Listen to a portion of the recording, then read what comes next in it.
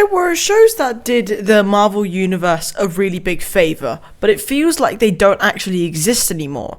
And I don't mean like WandaVision, Loki, or basically anything in the Disney Plus era. I'm talking about the forgotten Marvel shows, the Netflix shows, the Hulu shows, the Freeform shows, ABC, FX, shows that technically were Marvel, but now they just feel like they never existed. Hello everyone and welcome back to AustinPlus Commentary, where today I am answering a question, or trying to answer a question that I think is very near and dear to my heart as someone who loves the old Marvel shows, which is whatever happened to those other Marvel shows? And I don't want to ramble on for too long, so let's get right into it. Now, the old Marvel era, before the Disney Plus, Marvel TV was basically just a bit complicated, is the best way you could probably put it right now. But Marvel Studios handled the movies, Marvel Television handled everything else. And the key thing to understand that is this: Marvel Television and Marvel Studios were two separate things. I think that's what caught many people off guard. With different leadership, different priorities, and very little coordination, everything just wasn't right. So while the MCU was being carefully planned, Marvel TV was just basically expanding everywhere. Netflix, ABC, Hulu, Freeform. And that's how it ended up with a lot of Marvel shows that just felt connected, but they weren't actually connected, if you get what I mean. So, first of all, the Netflix shows. When these shows launched, they were praised for being darker, more grounded, and more mature than the MCU films at the time. Daredevil especially was considered peak Marvel TV, still is to this day, and I completely agree with that 1000%.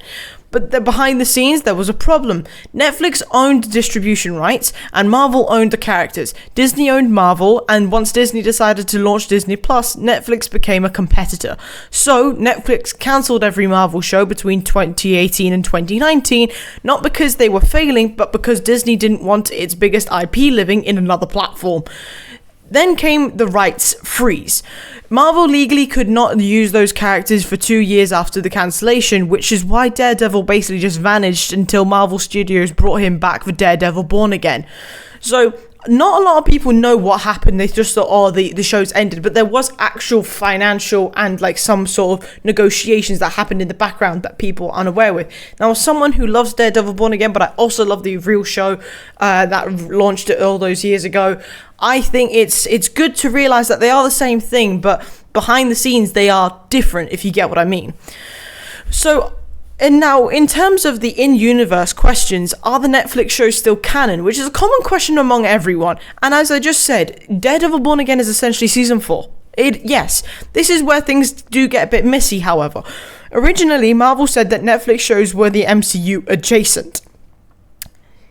Sort of wrong, but they referenced the Avengers, they referenced New York, but the movies never really referenced them back, because there was a bit of a dysfunction. Now Marvel Studios have started to selectively bringing things back, like Charlie Cox's Daredevil, Vincent D'Onofrio's Kingpin, but instead of fully committing to the old shows, Marvel treats them as basically like soft canon. But so the Netflix era isn't just erased, but it's just unstable. But they'd still use it as a foundation, a very shaky foundation, but it is one nonetheless.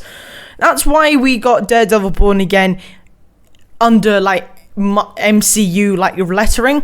However, I don't want them to appear in Doomsday or anything. I just don't. That is all the Netflix stuff. So all the Netflix stuff, when I say that, is all Iron Fist, Luke Cage, Jessica Jones. Now, if you've watched season 2 of Daredevil, you'll know that Jessica Jones is obviously a part of that. So that is still very canon, and it is still very relevant. And as much as they're all a part of a different conglomerate now, and they are all still sort of intertwined, they all matter. Don't get me wrong, everything still matters. It's just different, and change does suck sometimes. In terms of Agents of S.H.I.E.L.D. and Inhumans, which were probably the lower end of popularity, there was the Agents of S.H.I.E.L.D., and this one hurt probably the most common Marvel viewers that weren't into the street level stuff, but also Agents of S.H.I.E.L.D. went on for a while.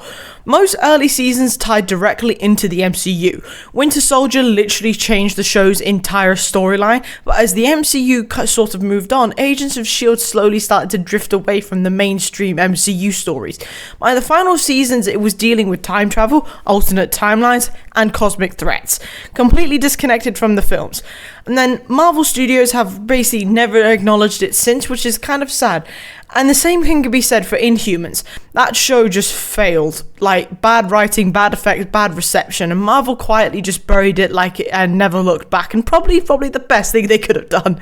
We're heading into the most unpopular stuff, because this is the stuff that most people will not actually know at all, which is the Freeform and the Hulu shows. The Hulu shows, unironically, Freeform, which is... So these are the really, really forgotten ones. Cloak and Dagger on Freeform is actually really good. Cloak and Dagger is good.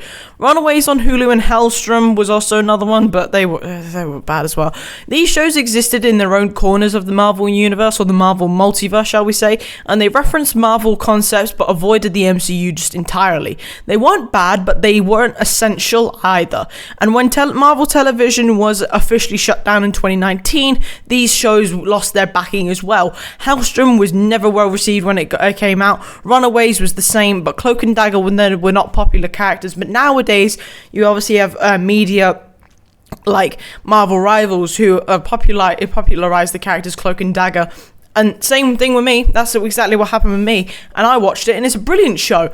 It probably belongs in the same bracket as like Daredevil, Iron Fist that was horrible. But Cloak and Dagger was a brilliant show. There was no continuation, there was no revival, or no acknowledgement, and Hellstrom just didn't even use the Marvel logo at all. And that's how basically disconnected things became at the time. This is obviously before COVID, so for those who think that was the problem, it wasn't. So why did Marvel TV collapse? When Kevin Feige took control in 2019, Marvel Television was absorbed into the Marvel Studios stuff. Now, from one point, everything basically had to fit in the MCU plan, being the multiverse plan or the Infinity plan. No more like side quests or side universes. No more half-connected shows, and no more it kind of counts like situations, because Disney Plus became a home of Marvel storytelling, and if a show didn't fit the vision, it was just left behind and just gone. So, based on all of that, does this all still matter? Most of these shows are dead canon-wise, except for the Netflix ones, I would say. They are creatively, they still matter. Daredevil proved that Marvel could do darker stories, and they should carry on with that. Agents of S.H.I.E.L.D. proved that TV could handle long-form character arcs, and Jessica Jones proved that Marvel didn't need to have a spectacle to become compelling. Marvel Studios learnt more from these shows, and even if they don't admit it, and now with projects like Daredevil Born Again, Marvel is just quietly reclaiming the best parts of that era, which is probably all we can ask for like right now, especially with Doomsday coming up. You want to still have that old like Marvel nostalgia, and Daredevil Born Again just does that perfectly. So, what did really happen to the Marvel shows? They weren't failures, but there were casualties, and there was a changing of strategy. Marvel didn't erase them because they were bad, but they erased them because they didn't fit the future.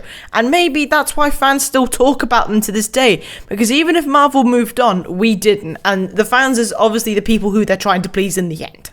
But without further ado, folks, that is the end of today's video. I do hope you all enjoyed it, and if you did, please leave a like and subscribe, and comment what else you would like to see on this very channel. But I hope you have an amazing day as always, and I'll see you all in the next one. Bye bye. Yeah.